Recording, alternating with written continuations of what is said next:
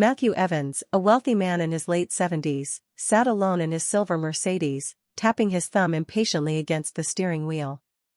The air conditioner hummed softly, struggling to keep the oppressive Kentucky heat at bay. Having built a fortune in finance, Matthew was used to life bending to his will. But today, he found himself stranded with a flat tire, miles away from the comfort of his immaculate mansion on the outskirts of town. After several failed attempts to call for roadside assistance, he let out a weary sigh and resigned himself to waiting. Frustration began to bubble within him, but just as it did, he spotted a figure approaching in the distance.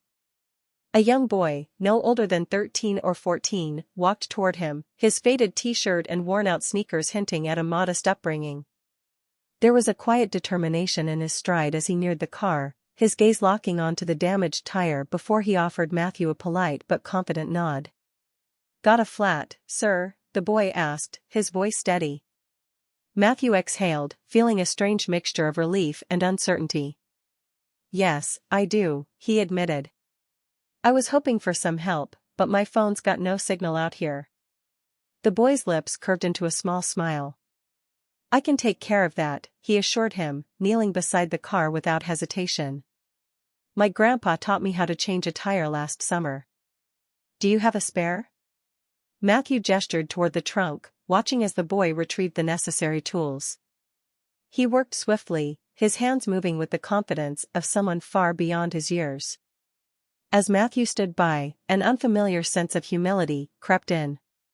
He wanted to offer the boy something in return, but the young man remained focused, never once looking up from his work. Minutes later, the boy wiped his hands on his jeans and stepped back. "All done," he said simply, his smile one of quiet satisfaction. Matthew reached for his wallet, pulling out a few bills and extending them toward the boy. "Here, take this. I really appreciate your help." But the boy stepped back, raising his hand in polite refusal. "Thank you, sir, but I don't need anything. Just happy to help." Stunned, Matthew remained frozen, money still in hand, as he watched the boy turn and walk away. Something about the exchange left him feeling moved in a way he couldn't quite explain. Slipping the cash back into his wallet, he climbed into his car and watched in the rearview mirror as the boy's silhouette grew smaller in the distance. For the rest of his drive, his thoughts lingered on the encounter. There was a rare dignity about the boy, a quiet assurance that had nothing to do with wealth or status, but something far deeper. That evening, alone in his lavish home, Matthew found himself unable to shake the image of the boy walking away with nothing but a smile. Sitting in the dim glow of his study, surrounded by books he rarely read, he stared at his untouched dinner, a perfectly cooked steak with asparagus, while his mind replayed the day's events.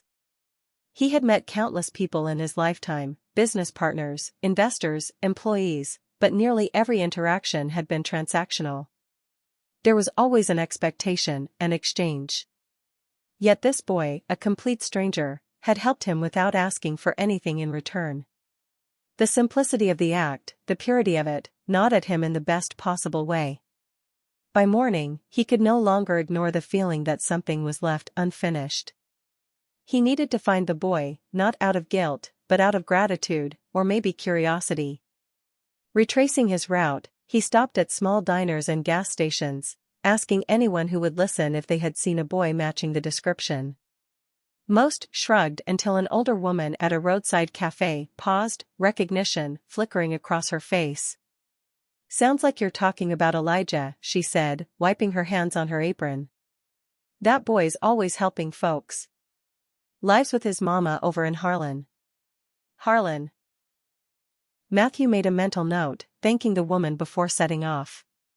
An hour later, he arrived in the small Appalachian town. The streets were quiet, lined with modest homes and small shops. After asking around, he was eventually directed to a weathered but well-kept house at the edge of town. Matthew hesitated before knocking, unsure of what he would even say. The door opened to reveal a woman in her early 40s, her eyes sharp yet kind. "Can I help you?" she asked. Clearing his throat, Matthew offered a small smile. "Good morning. I believe I met your son yesterday, Elijah, right? He helped me with a flat tire." Her face softened. "That sounds like my Elijah," she said warmly. "He's always helping folks." "I wanted to thank him properly," Matthew said. "He wouldn't accept anything from me."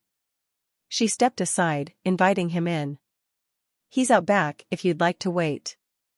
The house was simple, but welcoming. Family photos and hand-drawn pictures adorned the walls. It felt alive in a way his own mansion never had. Out back, Elijah was repairing a section of the fence. He looked up, surprised to see Matthew. "Hey, mister," he greeted. "What are you doing here?"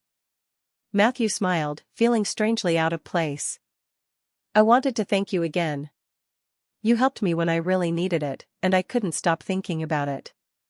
Elijah shrugged, his expression easy. "It wasn't a big deal." "But to me, it was," Matthew said. "People don't usually help strangers without expecting something in return." The boy tilted his head, as if puzzled. "I don't see it like that. If someone needs help and I can do it, why wouldn't I?" Matthew was struck by the simplicity of his reasoning. Looking past Elijah, he took in the worn yard, the patched fence, the rusted swing set. They had little, yet the boy carried himself with integrity and kindness that wealth could never buy. "You've got a good head on your shoulders," Matthew said sincerely. "Your mother must be proud." Elijah grinned. "She works hard. I just try to help out where I can." Matthew thought of his own childhood, growing up in a modest home before ambition led him away from those lessons. Standing in this yard, he felt something stir inside him, something long forgotten. "I'd like to do something for your family," he said finally. Elijah hesitated. "We're okay, mister. We don't need anything." "It's not about need," Matthew replied. "It's about what's right. You helped me, and I'd like to return the favor." Before the boy could object, his mother stepped onto the porch.